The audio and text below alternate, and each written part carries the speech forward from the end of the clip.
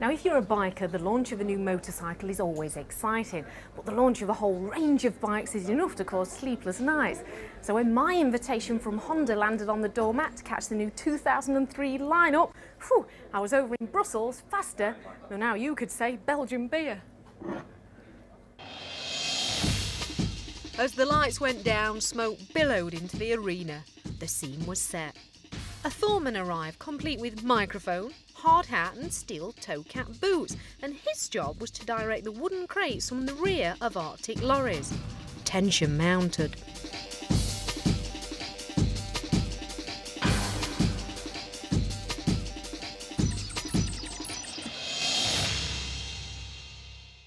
So now the smoke is cleared, let's just remind ourselves what Honda have bought us in this 2003 lineup. First, we have this big cruiser, the VTX 1300.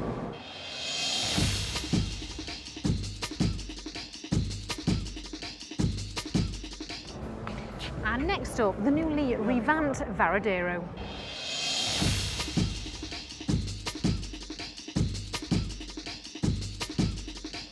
And feast your eyes on this little beauty. It's the new CBR 600RR, and it is completely all new.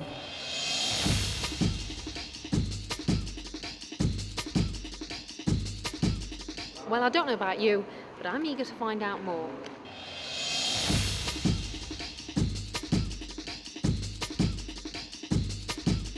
Right, let's find out a little bit more about this exciting lineup now with Dave Hancock here. Dave, your technical development, and go on, tell us the rest of your titles. Well, I do after-sales support for my day job, and then when I'm not doing that, I'm just doing development riding for R&D. So, which means I go to Japan about 6 or 7 times a year, and to Germany, and really boring stuff actually. You know, nobody wants my job, to be honest.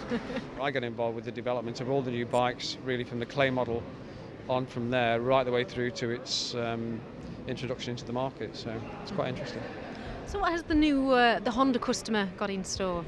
Well, lots of new things. I mean, we've got some new models this year. The new Varadero 1000cc on-off bike, trail bike. We've got a brand new CBR 600, which is probably my favourite bike of the moment that I've been involved with. It's the most incredible machine. I think 600s are my favourite bike anyway for my size, but the CBR 600 historically has been the best-selling bike in the UK for quite a few years now, and this will certainly continue to do the same, I think. And what market are you aiming for exactly with the new 600RR? Because of course we all know that biking's increased tremendously over the last couple of years. Is that a good bike for a novice biker, would you say? Well, it depends. A novice rider really should build himself up or herself up through the ranks, so to speak, of bikes, and I wouldn't say it's a good idea to jump straight onto a CBR 600 if you just passed your test without the proper tuition. A lot of people do actually, and there's not a problem, but as a straight sort of question, I would recommend that they actually get some formal training as well to do that. Now then, Dave, let's go back to '92 when the Blade was launched, and how involved with that launch were you?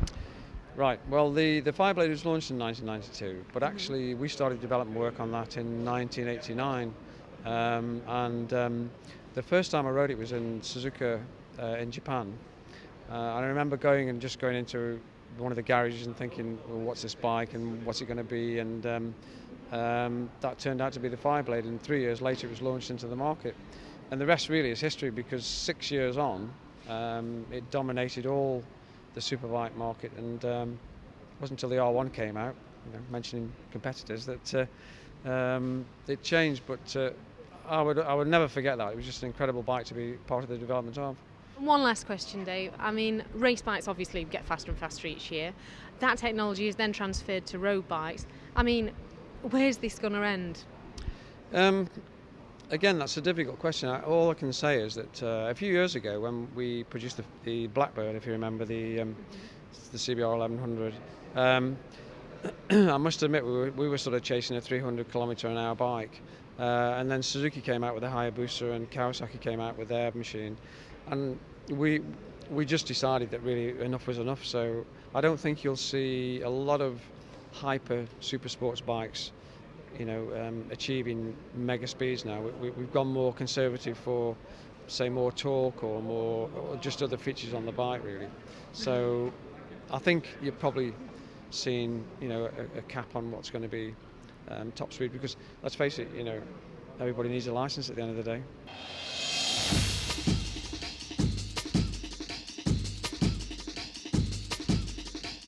So there you have it, a sneak preview there of Honda's 2003 lineup. But I knew someone who's had a much better look and probably even a good old blast on all these bikes, the one and only Valentino Rossi.